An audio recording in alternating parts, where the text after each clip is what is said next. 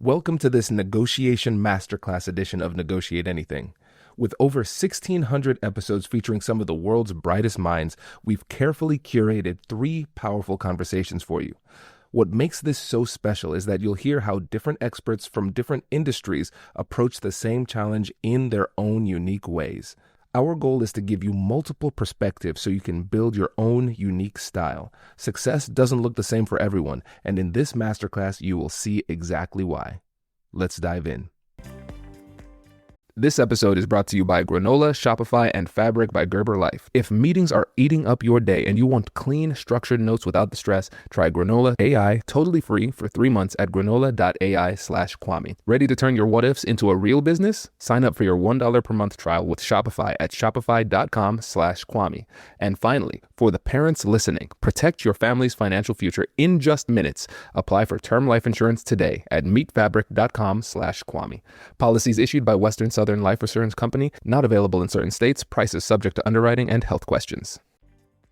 Keld, thanks for coming back, my friend. Thank you for having me, Kwame. Yeah, it is our pleasure. So how about you get us started by telling us a little bit about yourself and what you do? Well, yes. The good news is I don't have a job, Kwame. I got a mission, and that's what I'm always telling people.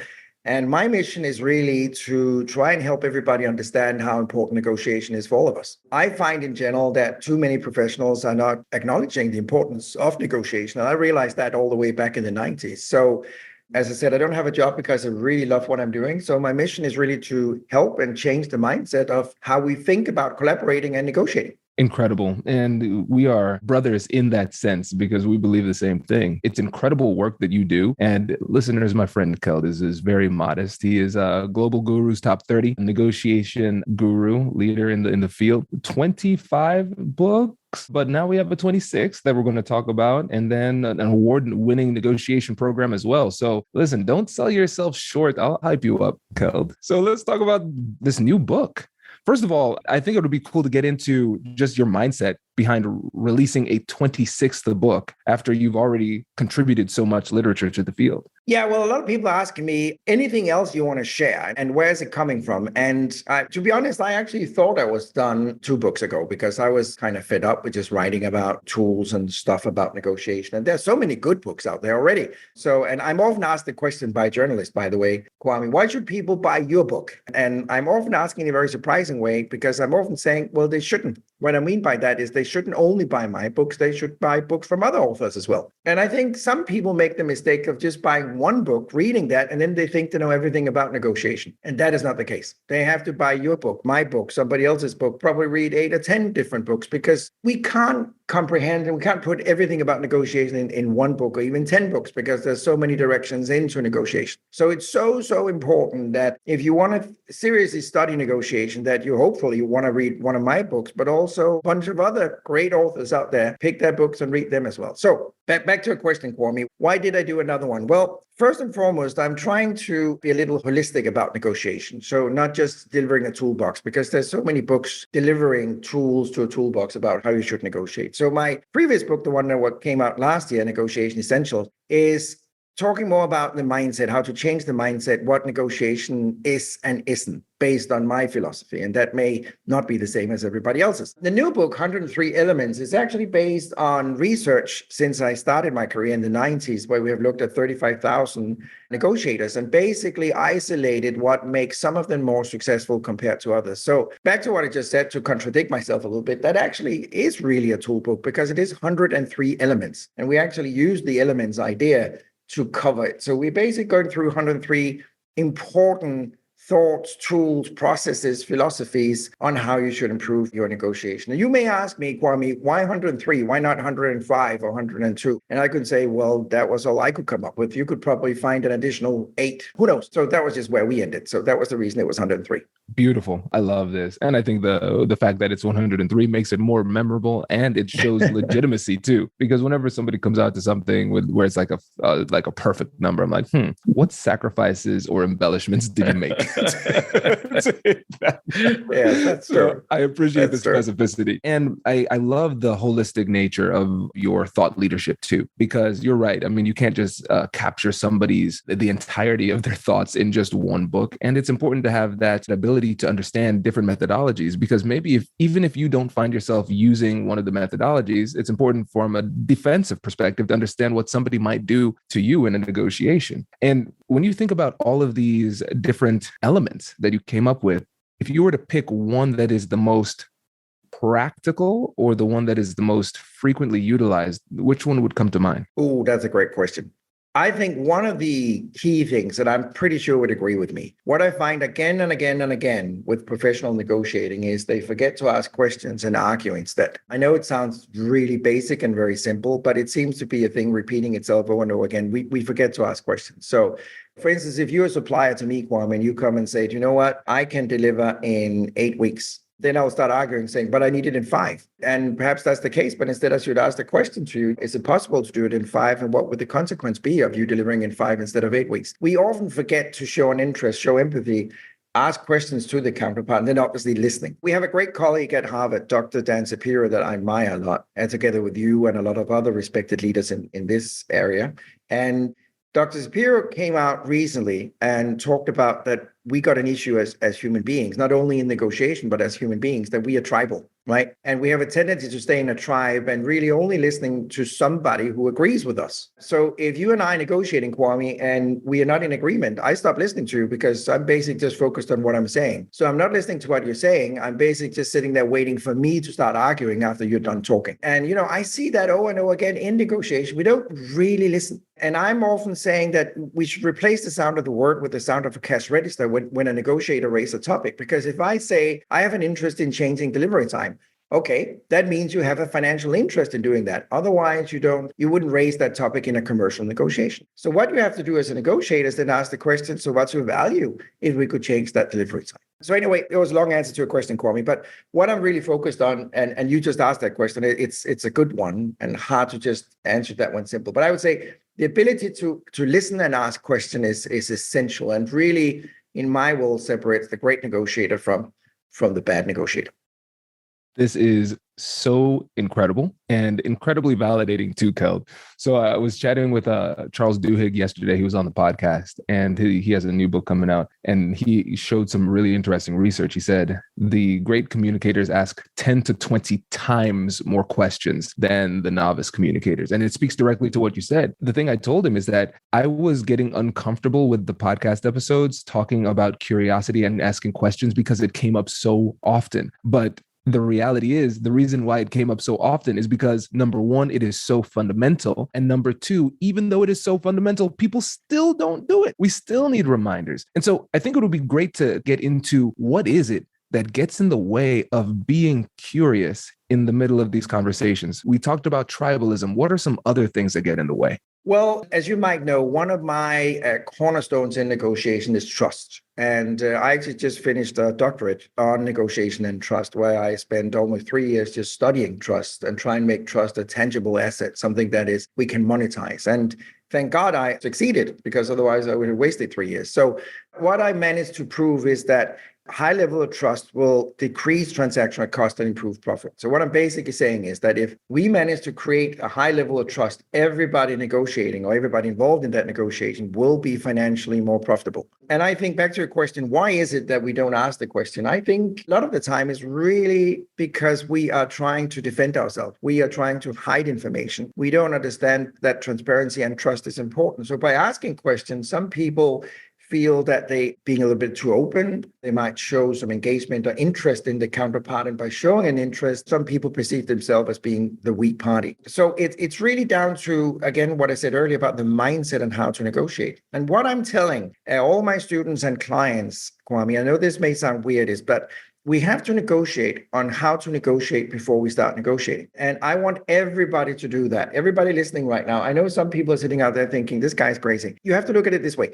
We all perceive negotiation differently. You may see negotiation like playing chess. I may perceive negotiation like playing tennis. So I'm walking into the conference room with a racket and sitting there and waving my racket in the air. And you're sitting on the other side of the table, moving the pieces on the chessboard around, right? This sounds ridiculous. But that's the way a lot of people negotiate. And then they waste the first 3 hours figuring out, are we going to play tennis or chess?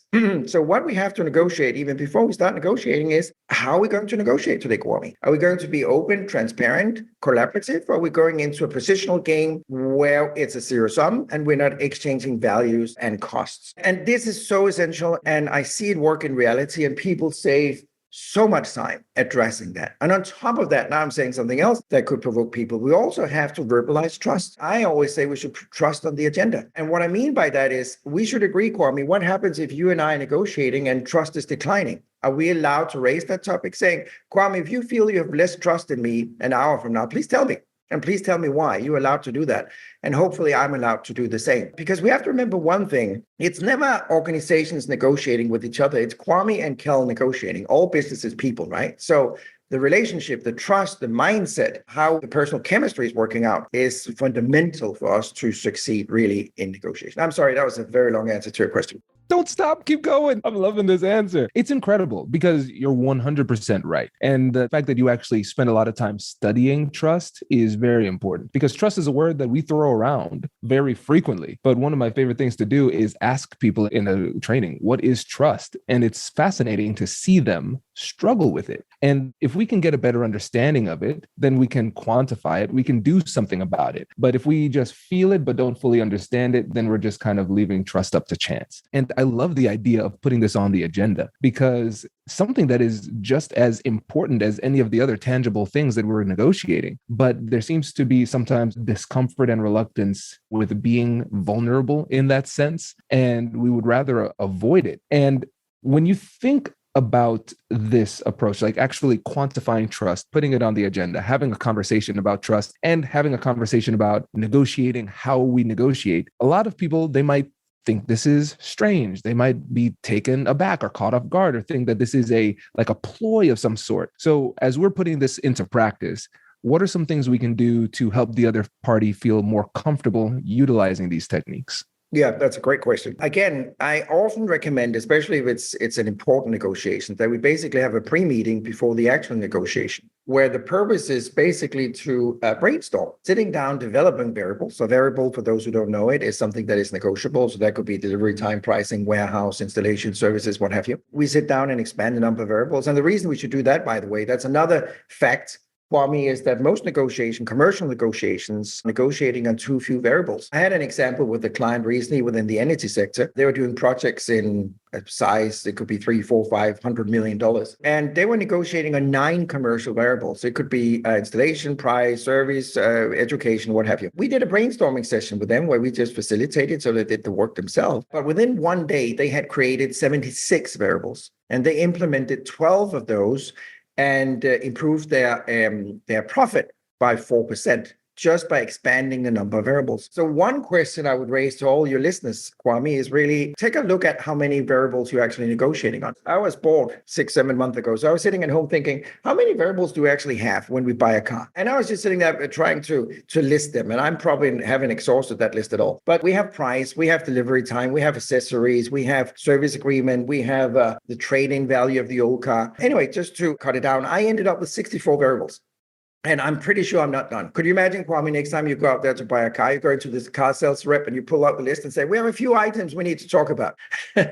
You will probably get a heart attack. So anyway, the point of what I'm saying here is that I recommend we actually have a pre-meeting where we're not negotiating. We're basically sitting down as a team, the counterpart and us, and the purpose is just figuring out, how can we make this a mutual success? Another thing I'm pointing out in my new book, something I'm actually doing in real life, advising clients as well, is if you believe in collaborative negotiation, in a zero-sum negotiation is somewhat different. But if you believe in a collaborative negotiation, you should open up your negotiation by saying the following. I'm here to help you reduce your cost, your risk, and your liability. And I'm here to help you improve your profit. Would you be interested in me helping you doing that? Now, I can promise you, when you try that in real life, your counterpart will look suspicious, but they will say yes, because obviously everybody wants that. When you have got that approval, then you move on by saying, okay, and with due respect, I see your assignment here today is helping me reducing my cost, liabilities, and risk, and help me improve my profit. Would you help me do that? Because that is the assignment. Our assignment, working together in a collaborative environment, is reducing the negative and improving the profit. And that's really my take on negotiation, Kwame. I see it as an exercise in creating and distributing value. It's not a zero-sum game where I should win $100 at your expense or you should win $100 at my expense. It's a collaborative effort where we create value. And again, I'm in commercial negotiations. So the way I perceive negotiation, as I just said, it's every single time two organizations negotiate with each other, there's only one reason they're doing it: to create and distribute value. I say this all the time, and I want to say it to you too. The sign of a brilliant insight is that it seems obvious in hindsight. And this seems obvious now, but what's interesting to me is that I've never, in over 1,200 episodes of the podcast, heard anybody articulate this. And if you were to ask any of these negotiation experts, do you believe these things? They would say yes.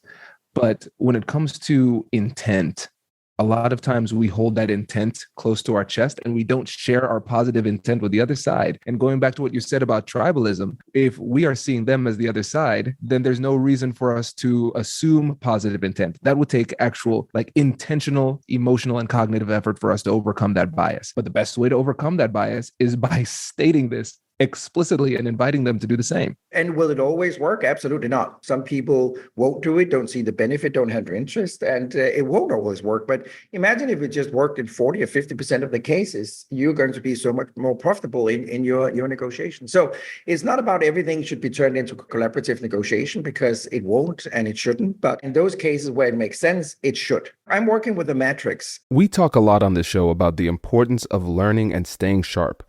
But let's be honest, between work and life, who actually has time to read every single book that can help you to get ahead? And that is exactly why I use Blinkist. It's an app that takes the world's best nonfiction books and breaks them down into 15-minute summaries that you can read or listen to. They have over 9,000 titles, so whether you're into leadership, psychology, or negotiation, they've got you covered. Personally, I love to learn about a wide variety of topics, not just negotiation, but psychology, history, and communication. All of that knowledge works together to help me to be the negotiator that I am today. If you've been meaning to dive into the frameworks we discuss here every week, Blinkist is the fastest way to get those core insights while you're driving to work or at the gym. It turns your extra time into a real advantage, helping you to show up to every difficult conversation with more clarity and courage. If you want to start learning faster and showing up with more confidence, this is the tool for you. Go to Blinkist.com/Kwame to start your free trial. That's Blinkist.com/Kwame. You know that feeling when you're in back-to-back meetings all day? You're nodding along, trying to contribute, but in the back of your mind, you're secretly stressed because you're trying to remember exactly what was just said or who was supposed to follow up on what. Meetings can be a mess, but Granola AI fixes that. Granola is an AI-powered notepad built for the way real people actually meet. Here's how it works. You take rough notes like you normally would, and then in the background, Granola securely transcribes the meeting. Then it turns everything into clean, structured, and actually useful notes the moment the meeting ends. The best part? It works through your device's audio, so it integrates seamlessly into the tools that you already use. No setup and no awkward tools. It's just your normal meeting, but with superpowers. I've found that it lets me actually listen instead of frantically typing, so I walk away knowing exactly what was decided and what comes next. Before Granola, our team would spend extra time cleaning up notes and double-checking details. Now, we leave meetings aligned and clear. It saved us time and helped us to operate at a much higher level. If meetings are eating up your day, Granola.ai is a no-brainer. And you can try it totally free for 3 months. Just head to Granola.ai/Kwame. That's Granola.ai/Kwame to get your time back. Get 3 months free at Granola.ai/Kwame. Kwame, that's in the new book as well. It's a very simple matrix where we basically have 4 quadrants, and the horizontal line shows how important are we to the counterpart, and the vertical line shows how important is the counterpart to us. So if both parties are very important to each other, right, we end up in the top right corner. And in the top right corner, everything should be collaboration, transparent, honest collaboration. Not doing it if both parties are equally important to each other, and I'm sorry to be very direct, is unintelligent. It really is. On the other hand, if you're in a commodity market, so you're on the left side on the horizontal line, at the bottom on the vertical line, you're in a quadrant where you have low risk and lots of suppliers and lots of clients. Should you be in collaborative negotiation down there? No, not always. Perhaps it's a waste of time trying to be collaborative. Perhaps you just go out there and do an auction or whatever you feel like because you're just buying something very simple, something stupid. But you have to be conscious about when you choose positional negotiation or collaborative negotiation. And what I find, Kwame, quite often, unfortunately, is that negotiators just stumble into the conference room and accidentally end up in collaborative or zero-sum oriented negotiation. They don't even know why they picked one of the other strategies. It just happened because the counterpart was this way or the other way, right? But you have to be very conscious about that. And I think that's a mistake a lot of negotiators and organizations, by the way, are doing as well. I just want to add one more thing. When I step into a new organization or work with students, the first thing I always ask them is, could I please see your official negotiation strategy in your company? And then everybody's quiet for about a long time and some of them may say something, but it's not a strategy. And what I'm just saying is the majority of organizations and governments around the world don't have an official negotiation strategy. They have a research and development strategy. They have a communication strategy. They have a go-to-market strategy. They have they have all the other strategies that business school teaches that we should have, right? But a negotiation strategy, nada, nothing, zip, absolutely nothing. And one of the studies that we found is that not having a negotiation strategy is a disaster. It's the same thing as not having a communication strategy, the budget for the next 12 years, or whatever other strategy we should have. So my appeal and advice to everybody is you have to sit down as an organization and develop your negotiation strategy. How do we want to negotiate? And we have to remember that negotiation is, I'm not just saying that because I'm living and breathing negotiation, but when we think about it on the value chain, when two organizations exchange, make or lose money, it is happening at the negotiation table. That is where it's happening. So there's a lot of stuff happening behind that, but the actual creation of value and exchanging of value is happening right there. So it is so fundamental. And what I'm seeing now, thank God, is that there's a strong movement among a lot of organizations, especially in North America, to create a center of excellence on negotiation. I see that happening every week now. So they're actually creating a unique expertise in a team of people that have no other purpose than just negotiating and supporting the organization in their negotiations. And that is growing. And you might have seen there was a McKinsey & Company study that came out last year where they interviewed Fortune 500 CEOs. And 93% of the CEOs at Fortune 500 felt that negotiation was so important. So within the next 3 years, they would appoint a chief negotiation officer in the organization. And out of the 93%, 96% of them said that they felt that negotiation was so crucial and essential. So if they have qualified negotiator, they could increase their profit by at least, their earnings by at least 5%. Now, let's assume those numbers are right. We are talking billions and billions of dollars that are being left on the table because of incompetent negotiators. This is incredible. And again, the thing that I love about this is that it is well researched. This is not just an opinion. This is legit. And it really calls into question a little bit of not just the strategy, but the mentality behind it. Because a lot of times in negotiation, even though it is vitally important, for some reason, it is not top of mind for leadership in companies. And I think one of the things I want to ask you about going back to the book with the elements is when you did your research and we have these 103 elements, we talked about curiosity being the one that came up the most frequently and probably the most practical. But which one was the most surprising to you that you didn't expect to see? Yeah, that's a very good one. I think one of the surprising one is how irrational we are as human beings. That is just constantly surprising me because we love to be rational, all of us. I like to tease people, Kwame. I have a sense of humor, I hope. And often when I talk to a C-suite or a vice president or what have you, high-level individual, I love to tease them by saying, how come you make so many irrational decisions? And they get offended because it seems that in our world, being irrational is a bad thing. But listen, what if it's a fact that we basically are irrational? The late Dr. Kahneman, Daniel Kahneman, is one of my heroes. He passed away a few months ago.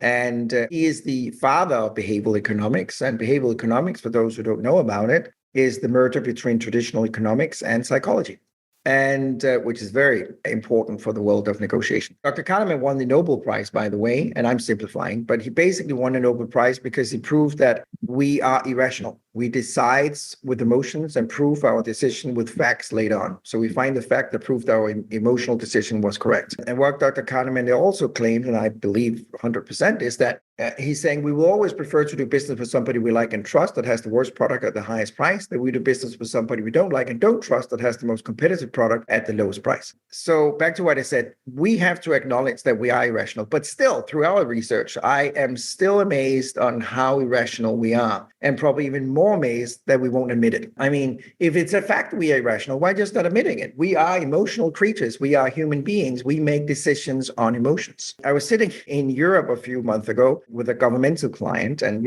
they have to follow tender regulation from European Union. So you can't really negotiate so much. You can have meetings with your suppliers, and then based on an equal measurement, you can decide who you want to purchase from. So we had 4 different suppliers, and most expensive one, when we had finished, they all had two hours meeting, and it was $100 million budget that they only allowed 2 hours meeting, which I thought, hey, that's amazing. We have to decide based on 2 hours meeting and a written proposal who we should buy. But anyway, that was the case. So after the meetings with all 4 suppliers over 2 days, the most expensive one was the one, and hang on, for me, this is interesting, was the one they liked the most. So the committee from my client start discussing while I was sitting in the room. We like this one the most. This is the one we want to buy from. However, he is the most expensive right now. So we have to find an alibi how we can buy from him regardless. So they based the decision on a $100 million project only on whether they liked the supplier or not, which became way more important than the price and the content and the technology and everything else. And you know what? This is happening all the time. We just don't admit it because we always want it to be very rational and very practical and look at the numbers and these ones can do this and what have you. But deep down, it's all a question about, do we trust the individual? Do we like them? And if we like them and they're more expensive, we will try to find an excuse to prove that they were more competitive. And then we find, back to what Dr. Kahneman said, then we find the fact to prove that our emotional decision was absolutely right.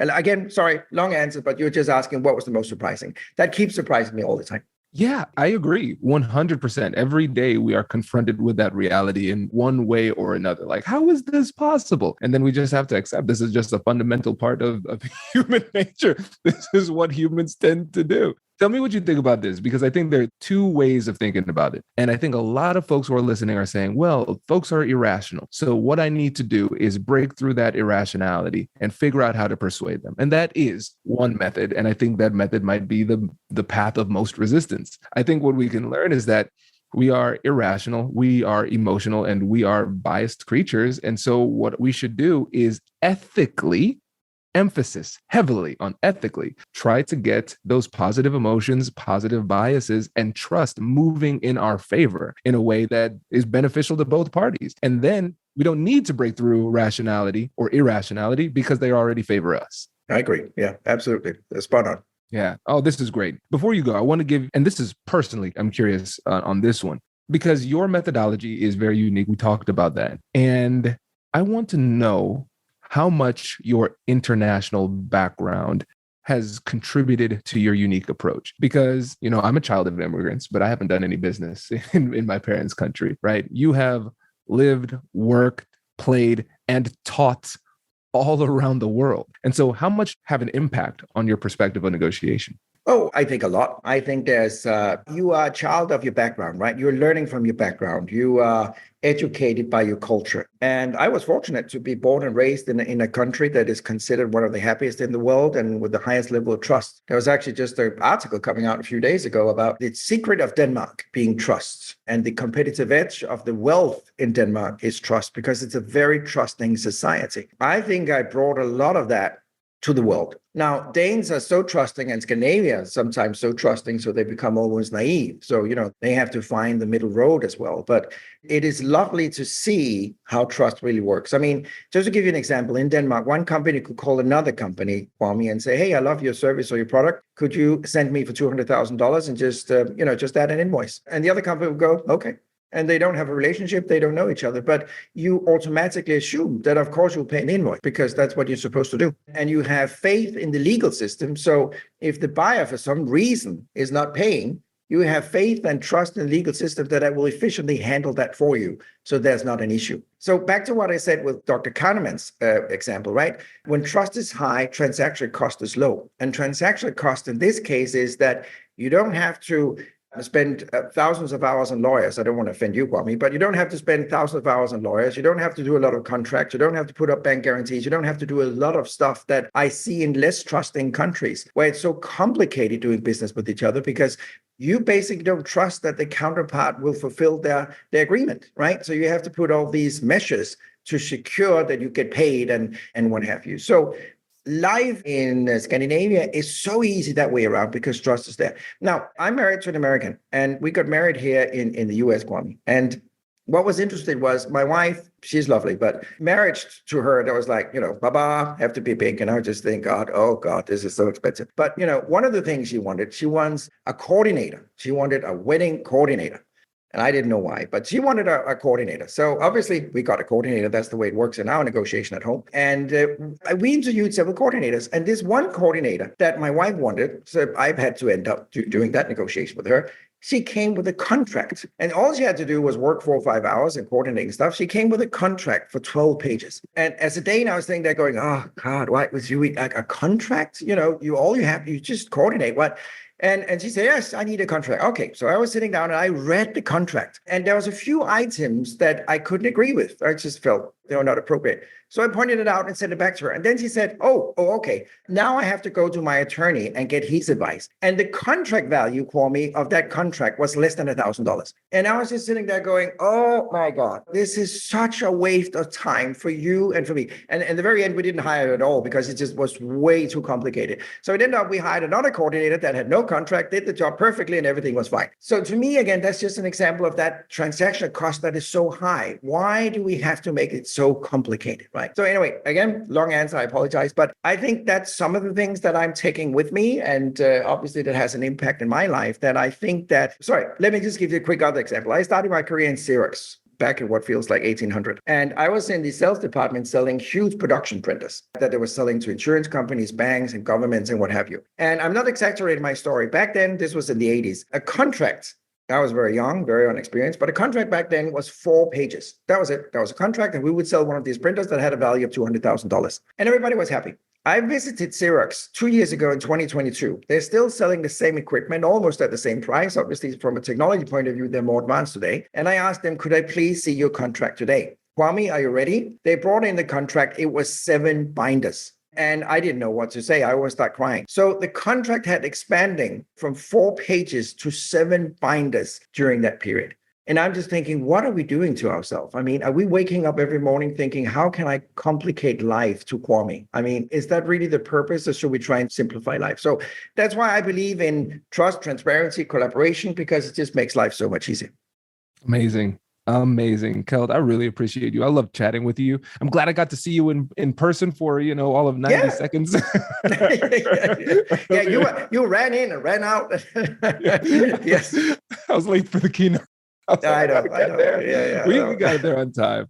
The presentation didn't work. You remember that? Yes, I do. Do you know what, Kwame? I never praised you. I could see we have a pro speaker up there because you handled it perfectly. Technology was, as usual, not working for Kwame, just for everybody listening, but Kwame, he just did it perfectly. I mean, you were doing a great job. I was sitting down there as a colleague applauding you, thinking you were doing great. Thank you, man. That means a lot because I was sitting in front of 300 lawyers on a presentation, like a keynote, with no slides, no notes or anything. I'd have to tap dance for 15 minutes. That was tough, man. So that means a lot. I appreciate you. And I appreciate you for coming on. And before you go, just let the listeners know again about this newest book and how they can work with you too. Oh, yeah, sure. Elements of Negotiation. You can pre-order it on everywhere you buy your books right now. Barnes & Noble, Amazon, where have you. It's published by Wiley. Official launch date is August 27th. If you want a first edition, I would recommend you do it right now because first edition is not that big. Besides, if you have an interest in what I'm doing, Google me, look on YouTube, LinkedIn. Happy to connect with everybody. So yeah, lots of options. Amazing. Keld, thank you so much for joining us. Really appreciate it. Thank you for having me. You've just heard one powerful perspective, and now we're moving on to the next. A fresh voice with a new angle on the same challenge, so you can keep expanding your skills. Let's dive in. Joanne, thanks for joining us today. It's my pleasure, Carmen. Thank you for having me. Hey, man, it's a pleasure to have you. So how would you get us started by telling us a little bit about yourself and what you do? Yes, so I am an attorney here in Brooklyn, New York. I've been an attorney for almost 10 years now. My background is in business litigation, meaning I represent businesses, primarily smaller to medium-sized businesses in litigation matters like contract disputes. If you have a business and you have to deal with another business over a contract, I can represent you. If that matter potentially go to litigation, I can represent you before it goes to litigation to try to resolve it through some kind of negotiation. And I can also represent you when the matter goes to court and you have to go in front of a judge and trial and all of that good stuff. Another type of matter that I work on is representing partners in partnership disputes. So if you have a business partner and for some reason the partnership has reached a point where it can no longer go forward because of disagreements and the other partners not cooperating and ending things in an amicable way, you can come to me and I can represent you in trying to find ways to end the partnership either amicably or through the courts, which is always the last option. Try to resolve matters in an amicable way so that both parties can walk away as few damage to both their mental states and property as possible. But if we have to go to court, we also represent you, our lawsuit on your behalf, or we can also represent you in that dispute. And the last area that we focus on are shareholder disputes, right? So if you're a shareholder of business or a corporation and you feel that the board of the corporation is not acting in the corporation's best interest, you feel that the board is engaging in fraudulent behavior, that they're acting on their behalf as opposed to the interest of the shareholders, then you can come to us and we can try to interfere on your behalf by requesting that the board be transparent with its inner workings, requesting documents. And if it's in fact proven that there's inappropriate behavior going on, we can take action on your behalf. So those are the type of matters that we focus on. Perfect. And Joanne, let's start this episode off with a public safety announcement here. Hypothetically, let's say I own a business. When should I engage a lawyer? That's a very good question. Engage an attorney as soon as possible, right? The sooner, the better. So when you have the idea to start the business, that's when you should consult with an attorney because the attorney will be able to walk you through the process of making sure that you have all of the documents in place that you need to be registered in your particular state. The attorney will make sure that you have all the agreements drafted that you need to protect yourself and in future activities. If you have a partner that you're going into business with, the attorney will be able to draft a partnership agreement to make sure that your rights are protected and your partner's rights are protected as well. The agreement will outline all your responsibilities, your duties, your rights, so that later on, when things get to a point where it could get messy, the agreement will be there to protect both you and your partner. We've all been there. It's late at night and you finally find that one product that you've been waiting for, but then you realize that your credit card is in the other room. That's when that iconic Shop Pay button becomes your best friend. It has all of your information saved, making checkout as simple as a tap of your screen. Shopify powers 10% of all e-commerce in the US. They help you to accelerate your efficiency with AI tools and give you world-class expertise in processing returns and managing inventory. Because of features like Shop Pay, Shopify has the best converting checkout on the planet, which means fewer abandoned carts and more sales for you. See fewer carts go abandoned and more sales go through with Shopify and their Shop Pay button. Sign up for your $1 per month trial today at shopify.com/Kwame. Go to shopify.com/Kwame. That is shopify.com/Kwame. Today, I want to talk about something that a lot of us put off, and that's life insurance. Now, I get it. It sounds like it's a big undertaking, but if you have family or loved ones who depend on your income, a term life policy is an important step that you can take today to protect their financial future. Fabric by Gerber Life is term life insurance that you can get done today. It's made for busy parents. It's all online and on your schedule. You could be covered in under 10 minutes, often with no health exam required. If you have kids, the time to lock in low rates is now. Fabric has flexible, high-quality policies that fit your budget, like $1 million in coverage for less than $1 per day. And there's no risk because they offer a 30-day money-back guarantee, and they are trusted by millions of families. Join the thousands of parents who trust Fabric to protect their family. Apply today in just minutes at meetfabric.com/Kwame. That's meetfabric.com/Kwame. Use my link so they know that I sent you. That's MEET fabric.com/Kwame. Policies issued by Western Southern Life Assurance Company, not available in certain states. Prices subject to underwriting and health questions. So the sooner you can engage an attorney, the better. The attorney will also help you develop strategies for your business, right? And put you in contact with people, assist you in your business. Love it. Yes. Listen, so listeners, I'm a lawyer too. And I really wanted to start off there because one of the biggest frustrations is when somebody comes to me, they're way down the line in a business challenge and they're like, hey, can you fix this problem? I'm like, I'm not a magician. Like, well, how do you expect me to solve this problem efficiently at this point? If you would have talked to me a few months or maybe even a few years in advance, we could have avoided a lot of this. So the simple rule to follow, if you ask yourself, should I talk to a lawyer? The answer is yes, just to make sure you can get your ducks in a row. So I wanted to make sure we started off there because a lot of people miss it. And that could be one of the biggest strategic mistakes you make when it comes to the business negotiations and conflicts that you find yourself in. Absolutely. Absolutely. And I think lawyers, we have gotten a bad rap in popular culture, to some extent. And it's unfortunate because I think what we do is it's extremely important. It saves people time, money, and in a lot of ways, stress as well, because I worked for a long time in the courts as a court attorney to a judge, and I got to see some business cases up close in litigation. And oftentimes the parties involved were family members who were suing each other, whether it be like a father suing a son or vice versa, or a daughter suing a mother. And when the case gets to that point, it gets very acrimonious and very personal, and relationships are destroyed. And a lot of times, dispute could have been avoided had an attorney been consulted at the initial stage. So, Kwame, I completely agree with you. The sooner you consult the attorney, the better. Yeah, love it. Great. Let's set the stage for the listeners here. We're going to focus this episode on two different things. First, we're going to talk about using negotiation and communication skills to build relationships. And then we're going to talk about using negotiation and conflict resolution skills to resolve conflicts once you get to that point in business. And really, this is going to be using your life, Joam, as kind of like a case study for how the holistic approach to communication that you have could be beneficial, not only when it comes to working with clients and having conversations and building trust and building relationships, but also on the flip side, if we get to the point where we have to negotiate a business deal or negotiate a deal in litigation, then those skills still come to the fore. So when we're talking about relationship building, as it relates to you, more on the entrepreneurial side, because you're a business owner, can you talk a little bit about your approach to building meaningful relationships for entrepreneurial purposes? Yeah, absolutely. So as an entrepreneur, it's very important for me to reach out to other professionals and build relationships for a number of reasons. Number one is, as a small law firm owner, I have to get out there so other professionals can know about me and my firm, what I do. And if they want to refer work to me at some point, they'll be able to refer work to me.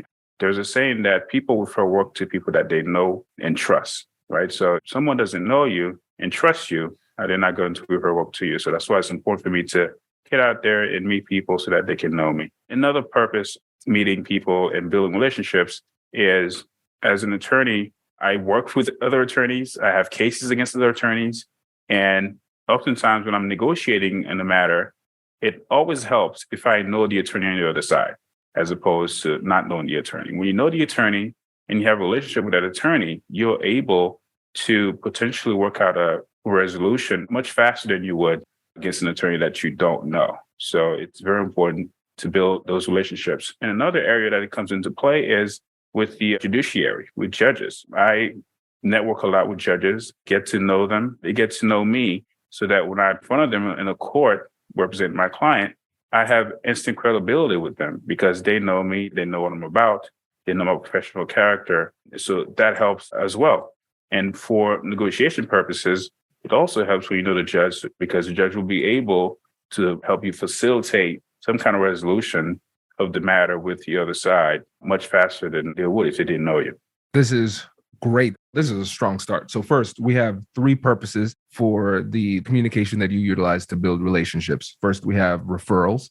Next, we have when you work with or against other attorneys. And then also we have when you find yourself in front of a judge, the judiciary, it builds credibility. So really, this is a little bit of foreshadowing here, but you can see how these negotiations, when you think about it philosophically, there's almost no beginning and no end. So when you think about an attorney, you might meet at a networking event. You meet them, you chat, you hit it off. Okay, great. Let's grab coffee. Okay, great. We might do that every year. And then 3 years later, you find yourself negotiating against them in a case. The case goes a lot smoother because even though they're on the other side, you have that foundational relationship. And then you do the same thing with the judges. We have to recognize that bias is bidirectional. We think about it just in terms of, oh, bias is bad. That's a negative thing. Trust is nothing more than a positive bias. And once you start to build that credibility and trust when you are in front of a decision maker like a judge, that goes a long way in making you a lot more persuasive and impactful as an advocate too. So recognizing here that, Joam, you're playing relationship chess. You're using these meaningful and true, authentic and ethical relationships that you're building to put yourself in a better position professionally to build the business and then serve your clients at a higher level. Absolutely. It's as an attorney and especially as a law firm owner, it's all about relationships. You cannot operate business or law firm, in my opinion, in a silo, right? You have to have people around you that you can rely on, not only for referrals, but also to give out referrals, right? So when clients come to me and I resolve an issue for them, oftentimes they need other services. They may need an insurance person. They may need a financial advisor. They may need assistance of a CPA. When I have folks in my Rolodex that I have a relationship with, that I know what they're about and their professional standing, I'm able to refer my clients to them with the knowledge that my clients will be taken care of, right? As opposed to just referring my clients to somebody that I don't know, and they may end up being properly taken care of. So having those relationships really is key. I'm glad you brought that one up, Joam, because we don't often think about the value being the person who gives the referrals, not just receiving the referrals. Because like you said, if we have this trusting relationship and you build a great relationship with the client, then that person will trust you more, which means they'll be more vulnerable with you and they'll share more about their lives, their personal life and their professional life. And if you have a really robust network, now you can make those connections because you've done the same thing when you're networking and building relationships with other lawyers and other professionals. So you actually get to know what's beyond their LinkedIn page and beyond their website. Is this person a good person? Do I feel comfortable giving this person a referral? And so by having all of these relationships, you gather enough information to be a good referral source to other people. And then we take it to the next step. All right, if I'm referring people to you, it triggers reciprocity, which makes it more likely for you to refer to me too. And so again, we're seeing this flywheel effect starting to grow, where as you deepen your relationships and improve your communication skills, in order to deepen your relationships, there are going to be surprising benefits that will reverberate throughout your career. Absolutely. And for me, when I go into relationships, professional relationships or otherwise, I go with the idea that givers gain, right? First and foremost in my mind is trying to figure out what I can do to make that person's life better or easier, right? I'm not looking to take anything, get anything from them. I'm just looking to figure out exactly what I can do to make that person's business or life better. That could be through a referral. That could be through some advice that I give to them. It could be through a connection that I make between them and another professional. And then when you do that, when you put yourself out there and you go in with the giver's mentality, like you were saying, Kwame, naturally, that person is going to want to reciprocate that, your efforts. They're going to want to do things for you as well without you asking. So I think that's absolutely correct. Making those connections, going there with a giver's gain mentality, not a selfish mentality that I'm just going to go in there and try to figure out what I can gain from this person. When you do that, relationship becomes very impersonal, becomes fake, really, and it's not really something that can last. But when you go in there and you invest time and you try to figure out what you can do to help people, I think those relationships last longer and they are more professionally and personally rewarding. Bingo. So right. And let's focus on that mentality too, because it's not just about the skill set, it's about the mindset. How do we go into these? So you could listen to this whole episode with me and Joam showing these skills. And you could say, all right, I'm going to do this, I'm going to do that, I'm going to do this. And you can be very tactical with it. And you'll get a modicum of success, but it pales in comparison to the amount of success you'll get if you genuinely care about people and you're just focused on making their lives better. I love how simple that is. How can I make your life better? So you're not saying, how can I get more money? How can I extract more value from you? How can I position my law firm? That's not it at all. How can I make your life better? And we're broadening it. It's not just life in terms of your business life. You're saying life in general, because once you start to know somebody on a deeper level, these little things that might seem almost trivial to you could be life-changing for them. So I have this personal problem. Oh, well, I know this therapist. Here's a referral, right? Something little, but you have that network and you can be really generous. And then eventually it comes back to you, but that is not the ultimate goal. And that's what makes it work. Yes. And this idea of making people's life better is something I also emphasize in my practice in regards to my relationship with my clients. In my law firm, we strive to give the clients 3 times the value of the fees that they pay to us. So when a client comes to me, my mission is to make sure that the client is receiving value, that I'm making their life better, not only just solving their problem and calling it a day, but that I'm actually not solving the problem and giving them added value on top of that. Because I think that's something that our clients are entitled to. They're entitled to good service, and they're entitled to an attorney who cares about them, not only within the context of the particular case and the fees that they're paying the attorney, but outside of that, right? And like you were saying, Kwame, sometimes when a client comes to you with a legal issue, that client may also have a number of other issues that they're trying to resolve. And it's your job as their counsel or as a professional working with them to figure out exactly what those problems are and how you can assist them in those particular areas. In my firm, when we have a case, because our cases tend to be the litigation cases, it tends to have an end. And at the end of that relationship, the client-attorney relationship usually ends. But for us, when that case ends, we have a call with our clients, and we're trying to find out exactly how the litigation has impacted their lives for long the case is going on. And we're trying to figure out what other issues are they experiencing. Are they buying a home? Or their car needs to be repaired? Do they need estate planning? And when we find out what these issues are, we go into our Rolodex and we figure out exactly who's the best person to refer the client to resolve that issue. Brilliant. And I love that you're expanding your perspective on what that value is. As lawyers, we might just get really focused on the legal side or the financial side. How can I get you 3 times the value? Okay, what are my fees? How do I multiply that? But when you think about it holistically, we are whole people. So yeah, we're meant to serve on the legal side and it'll touch on the finances for sure. But mental health is important. Peace of mind is important. When my clients work with them, I want them to feel safe when they work with me. I want them to feel a peace of mind that somebody has their back, right? So once you start to think about what is valuable to them, now you can be a lot more creative about how you deliver that 3x multiplier on those investments. Absolutely. It really goes to focusing on the person holistically, not just for the particular transaction between you at the moment, but on a more holistic level to figure out exactly who they are, what's important to them, what they're focusing on, what their goals are, what they want to achieve.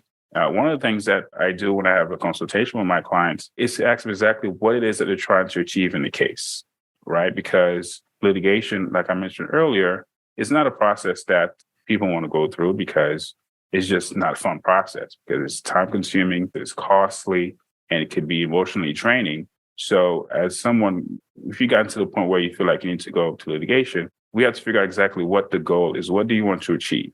Are you trying to get repaid for the contract that was breached? Are you trying to get that money back? Are you trying to prevent the other party from doing something? And a lot of my cases are, some of them are partnership disputes. Sometimes one of the partners has locked out the other partner out of the account, stolen money from the business account. So we have to try to stop them from doing that. So we have to figure out exactly what it is that you want to do. And when we know what your goals are, we are able to take the steps to make sure that we achieve those goals. And I counsel my clients that it's always important to try to find a resolution before going to court. It's always important to try to find some kind of negotiated outcome where both sides can walk away and just move forward. Sometimes, if necessary, maintain that business relationship, right? Because if you can't maintain the relationship, it could be beneficial to both parties. Whereas if you go through litigation and the matter gets very acrimonious, when the case ends, that relationship also ends.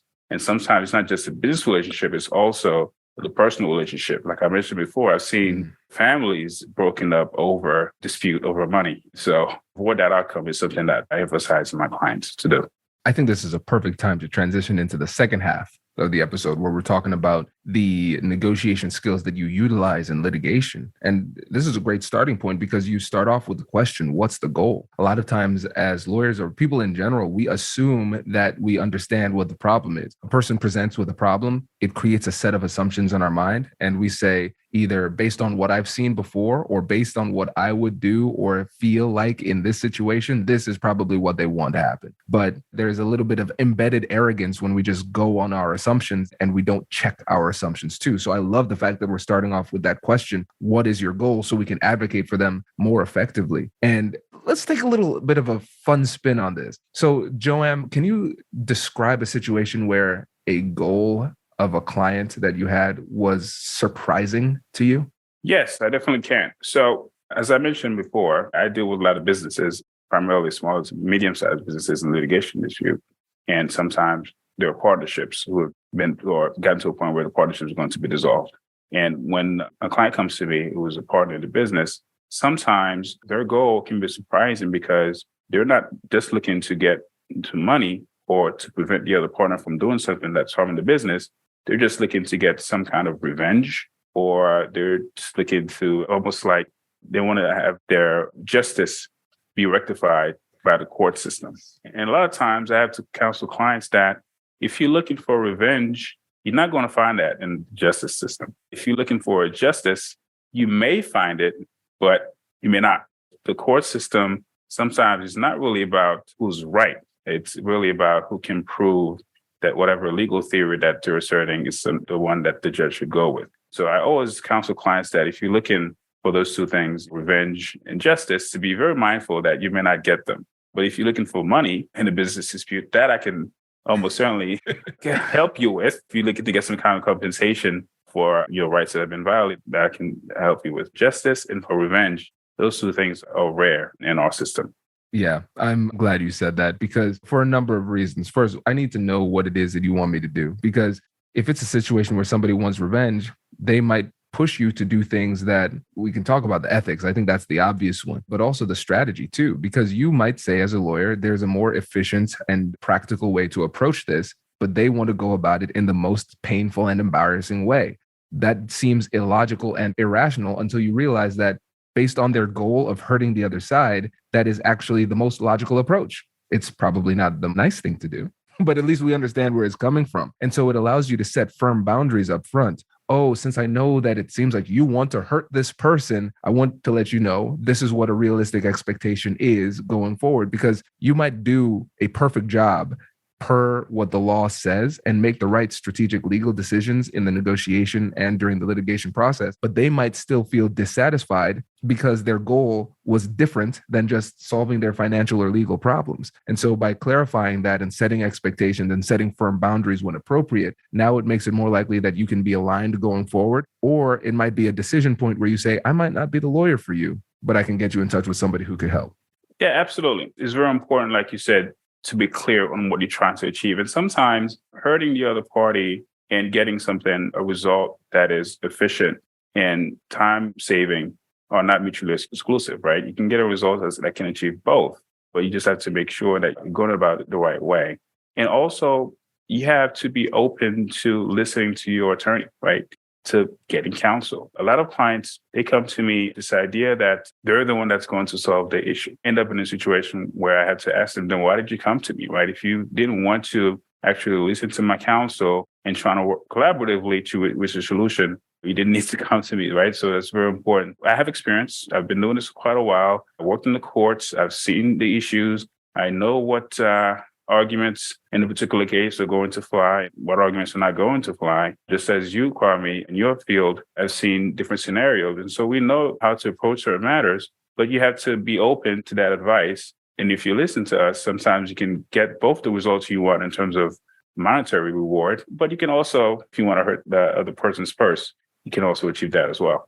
Definitely. And this outlines one of the most overlooked parts of these types of tough negotiations for lawyers, because from the outside looking in, it seems like the tough negotiations are with opposing counsel. And of course, we do have those tough negotiations with opposing counsel. That's part of the job. But first, we have to negotiate with our client. we have to figure out what their goals are. And then we might need to have that negotiation to persuade them to shift their perspective and perhaps adopt more realistic or practical goals. And then when it comes to the strategy, we are the people who went to law school, passed the bar exam, have been practicing for years. But at the end of the day, we work for them and we can't do anything without their authorization. So even though we might know specifically what the appropriate strategy might be, we still need to get the green light from the client. And that's a tough conversation on its own. It can be. And that's why it's important for us as attorneys to establish that credibility with the client early on in the process, right? To make sure that to have a clear understanding where we're coming from, what our processes are, what we want to help them achieve in the particular case, so that we get to a point where we have to go to them and advocate a particular idea or position. They're more open to receiving that advice. And I don't mean to go back to our first topic of getting to know people, but that's kind of relates to negotiation as well, because the more that you get to know people, the more that you get to understand what makes a person do certain things, what makes them tick, what makes them happy, it really helps you not only with opposing counsel, but with your client. And also the more you invest in that relationship by making sure that you're trustworthy, that by making sure that the client understands your character, by making sure that you present as being professional, the more credibility that you have with your client, and the more you'll be able to help the negotiation move in a constructive way. I love this because this is the sticking to the fundamentals of relationship building and why it's so critically important for the foundation of the negotiation. We can make these difficult conversations easier just by laying a strong relationship foundation with the client. Let's take two different scenarios. So I say one thing to this client and I don't have that foundation of trust and credibility. And then I say the exact same thing to the client, but I do. It works in one situation when I have the credibility in the relationship, and it doesn't with the other one, just because they don't trust me as much. They're at a heightened emotional state. They're more likely to be skeptical and critical. But if they already trust you, then you could win this negotiation with your client months in advance just by treating them with respect and caring about them and taking the time to learn about them and establishing that relationship. So this is a critical strategic element that we often overlook because we're so focused on just being good lawyers, knowing the law, and negotiating well with opposing counsel. Right. And you can be a good lawyer and not have good people skills. And I think without the people skills, that can serve as a handicap, and especially when it comes to your clients.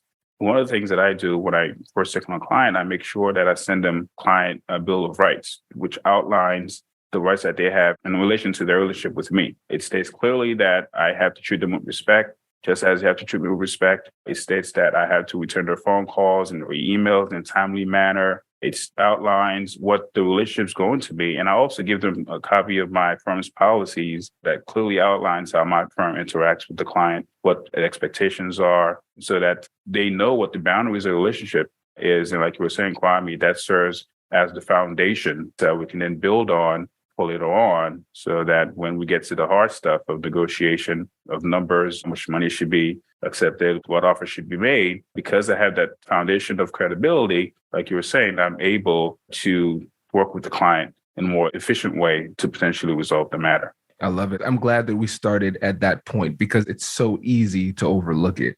And now when you talk about the relationship that you have with opposing counsel, there's a really interesting tension because there are going to be times where we don't know the other side at all. And there are going to be times where we do know the other side. We might be friends with the other side. And I think that can be almost jarring for our client. I'm going to war. You're my soldier. And now you are bro hugging the soldier on the other side. Whose side are you on? So we understand that it's better to have a good relationship with the other side. But at the same time, we have to recognize that it might be hard for our clients to really appreciate that, especially when they're in a tough position. And so how do you treat your client with respect while still having a strong relationship with the other side, striking that balance? Yeah, absolutely. So the bar in New York, and I'm sure it's for you as well in Ohio, the bar, it's quite small. It's a small community. And because of the nature of legal practice, you end up going to a lot of events. You may be involved with your local bar association. And so attorneys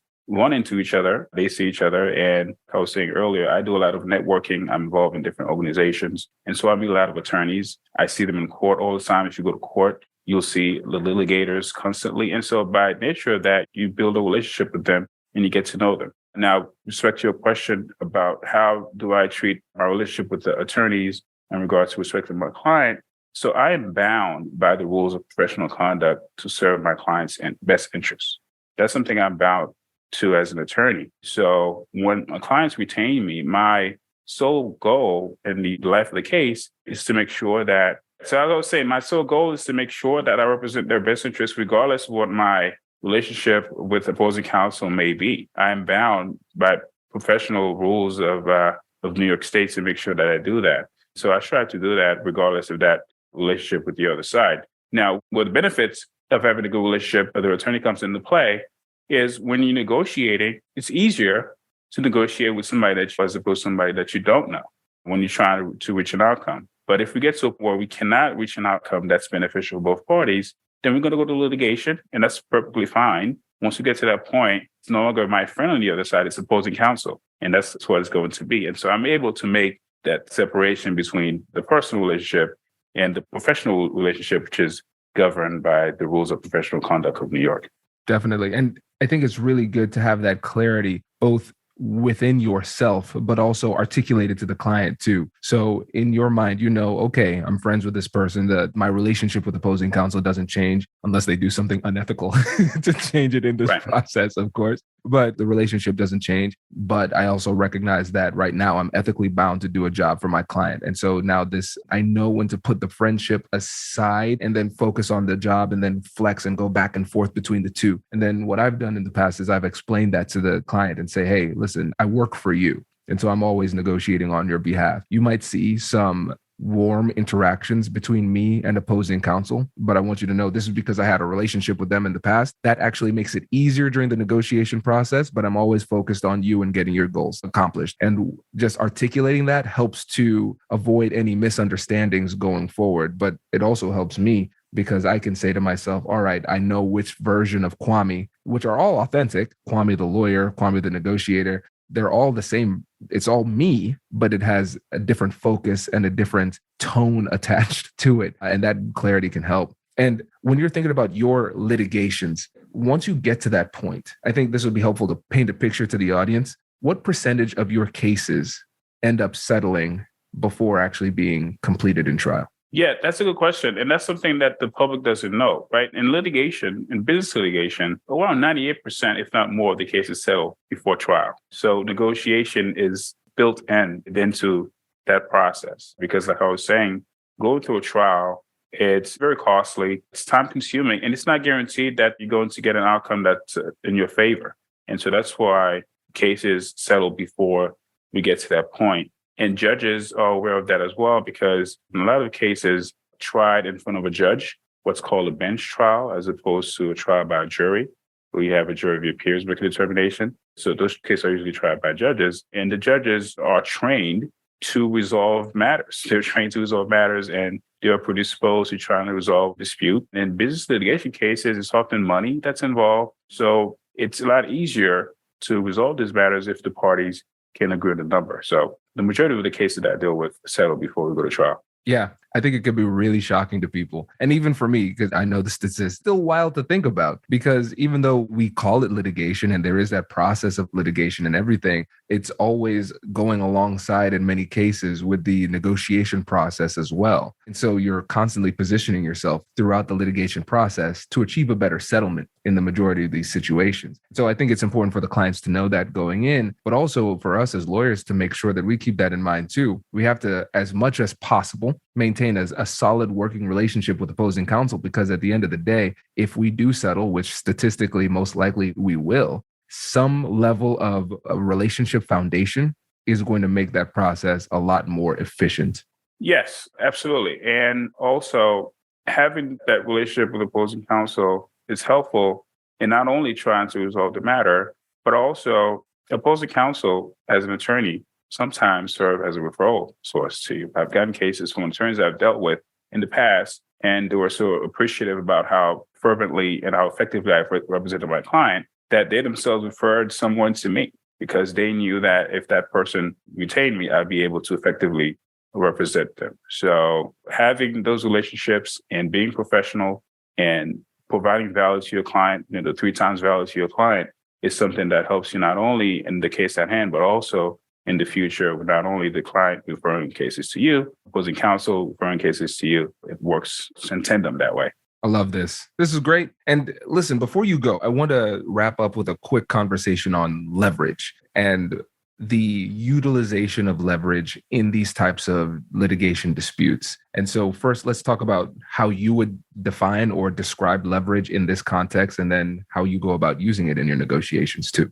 Yes. So leverage is something that gives you a leg up, to use a common term. It gives you a leg up in the negotiation because the party at the other side is concerned that whatever you have that gives you a leg up is going to work to their detriment. And so that gives them an incentive to try to settle matter as opposed to not. That's how I would define leverage in my view. And in litigation, leverage can be a lot of different things. A leverage can be filing a lawsuit. Most people don't want to have to answer a lawsuit because, like I was saying, because it's costly, it's time consuming. So the potential to file a lawsuit can be leverage.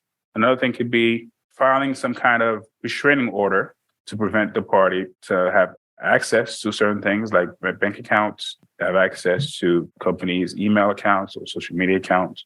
Those things can serve as leverage. Another thing that can serve as leverage once you get into the litigation process are what's called discovery can serve as leverage. Discovery means you get access to the other side's documents, including communications, any sensitive information that they have, any evidence of wrongdoing that they have. You get access to that, you can use it in the case. And so that can serve as leverage as well. And the prospect of going to trial, that can serve as leverage on either party because trial could be a very difficult process because just the nature of it, it's a very anxiety-inducing process having to go to trial. So those things can serve as leverage. This is great. I really love this. And I like your definition. Leverage gives you a leg up in your negotiation. Yeah, leverage is a force that you can use to compel the other side to give up concessions. The more leverage you have, the more you can get. The less you have, the less power you have, and the more you're going to have to give. And so you want to always approach these negotiations in a where you are maximizing leverage for yourself and minimizing leverage for the other side. And sometimes that requires you to take action in these cases. So filing a lawsuit, essentially we moved from us trying to work things out to saying, I'm going to have the court help us to work things out. Now you're going to have to deal with that. You're going to have to respond. That can give you leverage, especially if they don't want to go to trial. Filing a restraining order, you're restricting them from engaging in certain behaviors. By limiting the things they can do, you're giving yourself leverage and taking leverage away from them. Discovery, leverage can come from information. The more information I get, the more leverage I have, because then I could use that information in either the negotiation, but also the trial. And the fear of me using that information in the trial is what gives me leverage during the negotiation.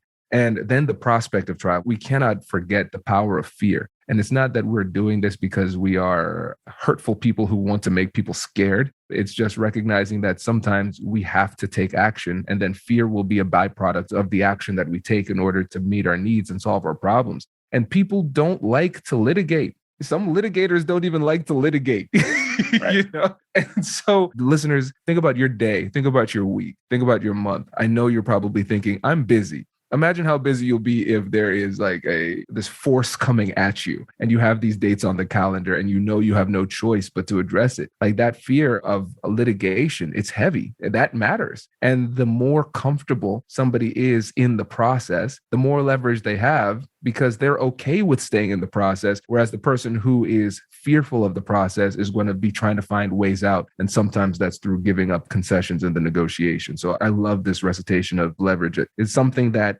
honestly, I think has fallen out of favor in negotiation discussions, but just because it's fallen out of favor of people willing to talk about it, doesn't mean that leverage has lost its efficacy. And so we always have to keep this in mind as we go throughout our negotiations. And I think that was good kind of rundown of what leverage is. And it's very helpful. And that's why most cases settle, because one party has more leverage than the other, and the other party, if they have a good attorney, is going to advise them to settle. Sometimes the other side doesn't have a good attorney, and you end up going to trial, and you end up losing that trial, and you end up having to pay more money, not only to the other party, but attorney's fees. So it's very important to have good experienced attorneys on your side, like Kwame and myself, been through different scenarios in these matters and kind of can advise you appropriately. I love this. Joanne, I appreciate this, my friend. This was an awesome breakdown. And before you go, I want to make sure that you can shout out your firm and what the best way to get in touch with you would be. Absolutely. And Kwame, thank you so much for having me today. This is a really great podcast, a great platform. I really appreciate your time. So my law firm is Elizabeth Law LLC.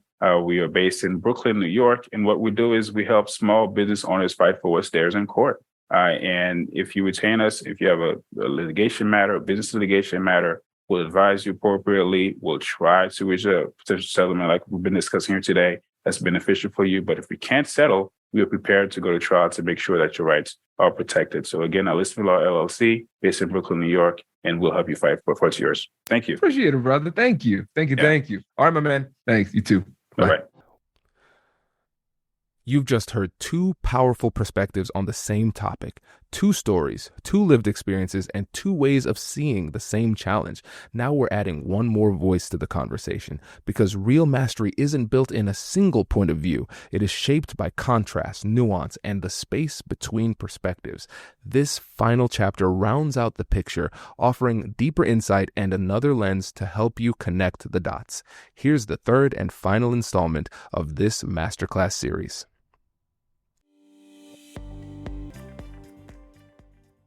Kasha, thanks for joining us again, my friend. Kwame, nice to see you. Always a pleasure. Yes, likewise. So for those of you who might have missed your previous episodes, just give yourself a quick introduction and then we'll start chatting. Yes, my pleasure to be on the podcast with you, Kwame. My name is Kasia Godzinska. I'm an international negotiation expert, author of several books on the topic of negotiations. The latest one, The Financial Times Guide to High Impact Negotiations. I specialize in multi-party international negotiations, intercultural. I'm a professor based in Switzerland, and I'm also a trainer and a business consultant, coaching and mentoring and training executives from all over the world, basically. And negotiation, helping others, empowering them, also from the psychological perspective, is my passion. Yes, this is great. So listeners, it's always a great opportunity when Kasha's here. It's hard to find somebody with a resume as long as Kasha's is right now. And then we'll put links to all of her books in the description if you're interested in checking that out. So today in our chat, this is going to be pretty open. And for me, one of the beautiful things about the podcast is being able to talk to cool people and friends, and then we just happen to record it. We're having these conversations all the time, so might as well share it. So today we're just going to talk about the future of negotiation and communication, what we can do to stay on top of it to make sure that we're communicating effectively, but also anything we could do to prepare for any upcoming changes. So Kasha, for you, when you think about the future of negotiation and communication, what are some of the things that come to mind for you? I think that the first thing comes to my mind is the myth of multitasking that teaches us basically the habit of losing focus and losing interest in the person that is in front of us. I think that's becoming very dangerous when I watch people now at airports, in public spaces, students, MBA students, executives, everyone is on their mobile device. So no one is really paying attention to the people around them. I think that lowers our social observation skills, our interpersonal skills. I think that lowers also emotional intelligence. I see it as a dangerous trend. Now, don't get me wrong. I think that technology is great. I think that we can benefit from a lot of developments. However, my personal opinion is that AI cannot compete with the human factor. It can make certain processes perhaps more understandable, more speedy, more digestible, but I think it cannot replace the genuine human interaction person. And I always say two things about negotiations. I've been repeating this so many times that it starts with you, your self-empowerment, how you feel, and it's primarily a human-to-human interaction. And human-to-human are emotions, our feelings. It's also psychology, its ability to communicate those feelings and what we need, our interests, our needs, our motives, and also to understand. I think there's a deficit of understanding and trust that we're experiencing economically and politically as well, globally, unfortunately. I agree with everything that you said. And as I look at the notes of everything that you mentioned, I'm realizing, wow, there's a lot that is competing for our attention and pulling down the level of communication that we're having just interpersonally. And one of the things that you mentioned that I don't think is mentioned enough is the social observation skill that Yes. we are lacking. So can you go a little bit deeper into that and just start off by what do you mean by social observation skills? And then we can go into those examples. I mean, simply the ability to recognize the person and to realize that the negotiation position or what they're asking for, I like to refer that to an iceberg. It's what we see, the tip of the iceberg above the water, basically. But very often we fail to understand or we misinterpret certain signals in body language, or also we're doing quite a lot of negotiations virtually now, and we fail to understand some of the words, understand the context. Also in the translation, a lot of things are lost in the translation, but this could be all facilitated if we cared to pay attention. And that is not something that we can do on the spot.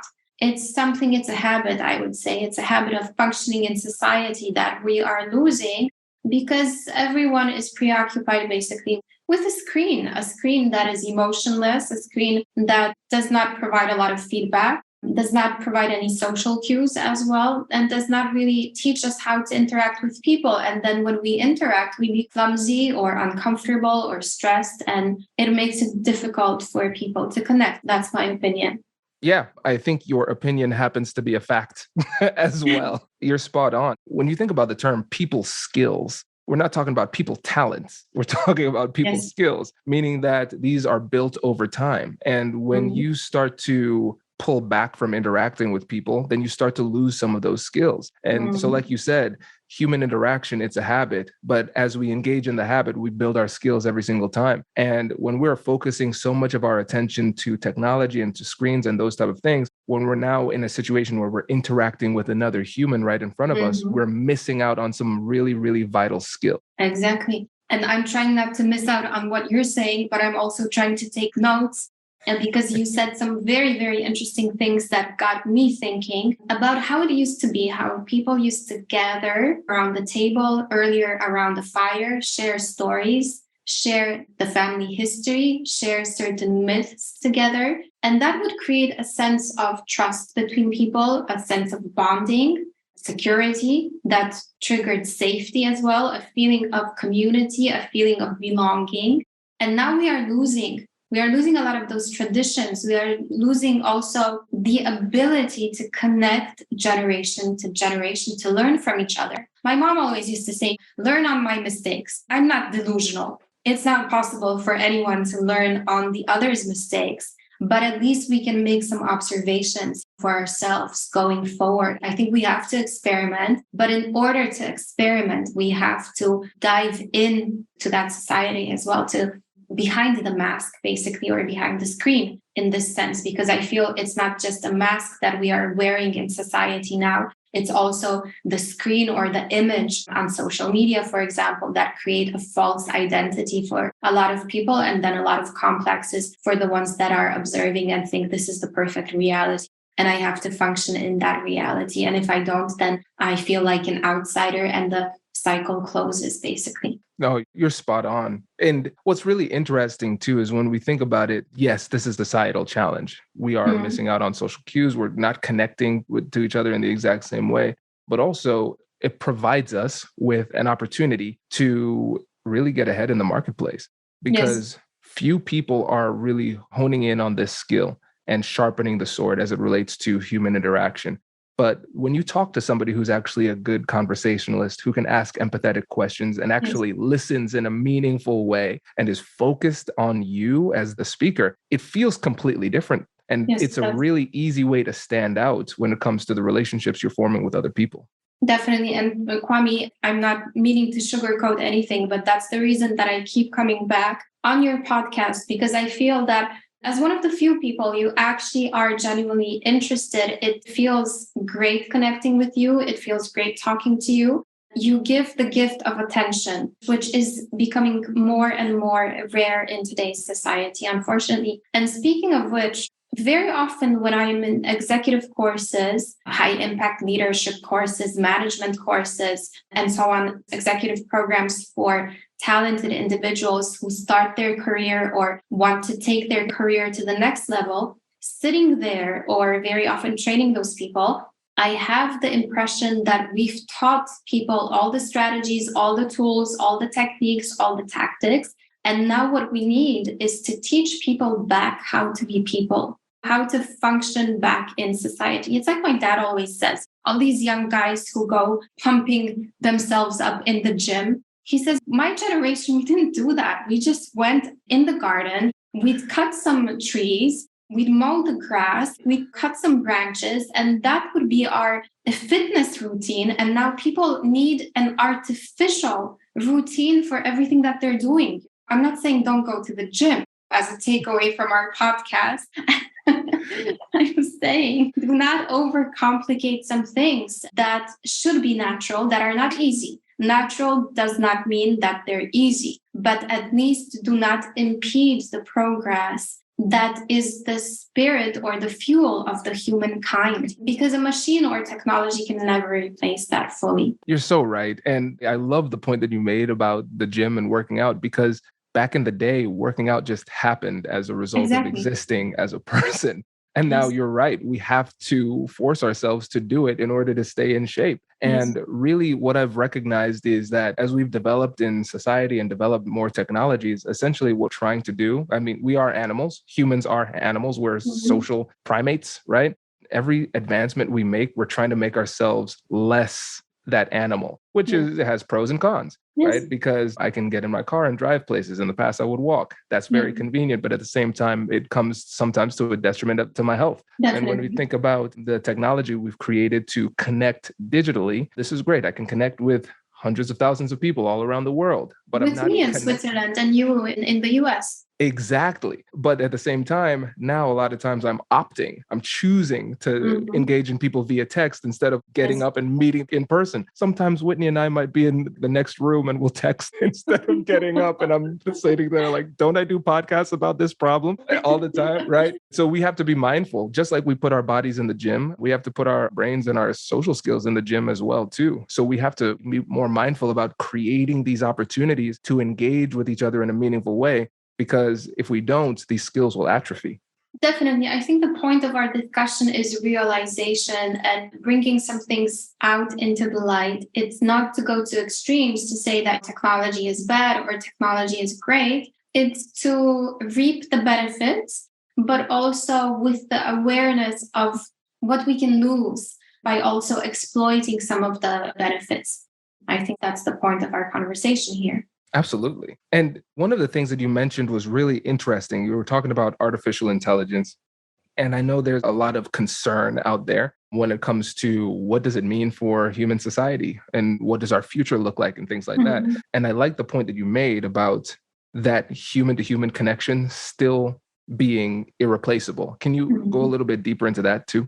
Yes. You said that humans, we are primarily very much connected to the animal world. We are part of nature as well. And we are a collective breed, I would say. The humankind is primarily collective. We function in society. Isolation, as we've seen in the lockdown period, has not been easy on anyone, exactly because of this lack of social interaction. A lot of people have become depressed in that time, which is proof we need that functioning, we need that validation of our existence as part of nature, but also as part of the collective system. And very often, if we refer only to technology or if we communicate via smiley faces or via acronyms, we narrow the expression of our emotions and our feelings. And that becomes limiting, and that becomes a habit, and that becomes, in the long run, something that can be detrimental as well. I see this also. I'm not saying that I'm not doing this. I see this also with a lot of my friends. Sometimes because of lack of time, we don't even write the full words. We will write acronyms, or we will not even finish the sentence, or we'll just write 3 letters of the word, and then very, very easy. And it becomes very mechanic very quickly. And then when we have a sit down or we have a dinner, all of a sudden you have to find new ways of communicating. You have to find new words to relate through words, relate through emotions, relate through communication. The way we say things, what we say, the use of space, and the gestures that we have.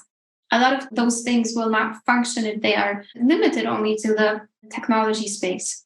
This is really interesting. That's something that I didn't consider. The fact that communicating with our smiley faces, our emojis, and the short, brief messages that we're sending, we are, like you said, narrowing the expression of our emotions and feelings. I think that's, first of all, really well articulated. And second of all, a challenge that we might miss because we might still understand what it is that we're feeling and what we're trying to say. Yes. But because we are out of practice when it comes to interacting with people, we might not even recognize that we have become limited in our ability to express ourselves. Yes, that's exactly what I meant. And that got me thinking about the book by Amy Cuddy, Presence, in which she mentions studies or research done on Botox, which by definition, Botox injections are done to make people more attractive, look younger, look more beautiful, and so on, turn back the time. But very often, what Botox does is it freezes the facial muscles. So you cannot express your emotions, or you cannot show those emotions. And what that does is that the people who see you cannot relate to your emotions. They cannot read you. So it's a little bit like the technology when you cannot read. And in the end, you do not become more attractive. You become more beautiful, perhaps externally, but people are not attracted because they cannot see the path of life. They cannot see the path or the story of your face, the story of your sadness, happiness, of the experiences that you had. And that's exactly the risk, as you said, Kwame, just a moment ago, that we might think we are expressing ourselves, but to the other person, it can be like a frozen Botox face that they cannot read the emotions behind those acronyms or emojis. That's such a great point. And I forgot about that Botox study. It's really interesting because it shows how much those micro expressions we have, how much they really matter at a high level. Because when you think about flashing of the eyebrows, your eyebrows going up, here's some people watching tips for the listeners. So just watch people greet different people. So you might hear somebody say, "Hey, how you doing?" And then their eyebrows go up at the same time. Okay, genuine like. Then you might hear the exact same tone, but no eyebrow raise. "Hey, how you doing?" Oh, the eyebrows didn't go up. That one was fake. They don't like that person as much, right? But then once you're able to see that, it can make you feel closer to the person because you understand them on a deeper level, but the Botox freezes the face. But now going back to the point that you're making about the emojis, okay, there's a smiley face emoji. 1 million people use the same smiley face emoji, but are we at the same level of happy? Are we experiencing the exact same thing? I mean, there for the laughing a lot, you have the cries, like the tears coming down, the face to the side. Okay, which version of happy? Because I might use a different emoji and you might use a different one, but it carries different meanings and we don't recognize that distinction. So that depth of connection is often lost because we feel obligated to communicate in very short messages and utilizing those emojis that mean different things to different people, but we don't explore what it really means to each other. Definitely. I fully agree with what you said about taking the temperature or the lack of gradation of the smiley faces, for example. But also you mentioned one very, very important factor, which is time, speed, short. Everything has to be instant. It's an instant culture right now. But it doesn't work like this. To build trust between people, to build a bond takes time. There is no overstepping. There is no amount of emojis that you can use to substitute the natural time lapse or the time flow that is needed for people to understand each other, to make mistakes, to argue, to engage in conflict. I like to say that the mark of a good relationship is not how that people don't argue or that people do not have conflicts, but how they actually argue tells a lot about the state of the relationship, of their mutual respect or the communication or how well they are able to understand each other and so on. So this shortness, which very often it's a benefit in business, or the speed can also be an impediment when it comes to building a meaningful relationship. Definitely. And let's talk about that speed with the time that we have left too, because there might be instances where we recognize, hey, Kasha said I should take some more time. I should develop this relationship. But then the other person, they might say, no, this needs to be fast. They're trying to be short. How do you deepen the relationship if you're talking to somebody who hasn't listened to this podcast episode and they're trying to zip through all these conversations? Zip through the conversations. My interest would be why? What is time for you? What are you in a hurry for? This is also an interesting conversation because, as I said before, or we both agreed that time is a gift. So if you want to breeze through something very quickly, maybe it's not so important as well, or maybe the interests between the parties are misaligned. It depends on cultures as well. For example, in the Polish culture, the one who limits the time or makes you wait or manages the time is usually in a superior position. That limitation of time or putting a mark on the time of availability is usually a sign of hierarchy of some level. So my question would be why? Why is speed such an important factor? And I'm thinking of the deal-making environment now more than the human interactions, that very often when deadlines are placed or people say this is the only time frame that we have, the question is why? Is it a tactic or is it a bluff or is it a power play or is it something that exists objectively, a limitation of the time? So it's interesting to ask the question why and to look at time closely as well. Spoken like a true negotiator. That one sounded pretty much like a manual, negotiation manual. I can go back to being a little bit more freestyle. I think that comes across better. Oh, no, it's a great response. You're right. Because whenever we're in a conversation and we notice something and we recognize it might be having an impact on the conversation, great negotiators go straight forward and get curious. I noticed this. Tell me what it is that I'm seeing. And I think that's a really great question to ask too, for a number of reasons. Because if you just pause for a second and just say, hey, correct me if I'm wrong, but it seems like you want to kind of move through this conversation quickly. Is there some kind of time crunch on your end? It helps in a couple of ways because they might say, actually, yes, there is. I have 15 minutes for this call and whatever it happens to be, right? Okay, great. That's really good information for me to know. So I'm not trying to ask them about their kids as they're sweating bullets, hoping that I get off subject, right? So that's important. But also it might provide them with a bit of a self-check too. Because maybe they don't mean to rush through the conversation, but then they stop and say, oh, well, Kwame's asking me if I'm in a rush. I might be giving some vibes that show that this isn't very important. Maybe I should slow it down. So either way, it's still beneficial for the conversation and the relationship, I think.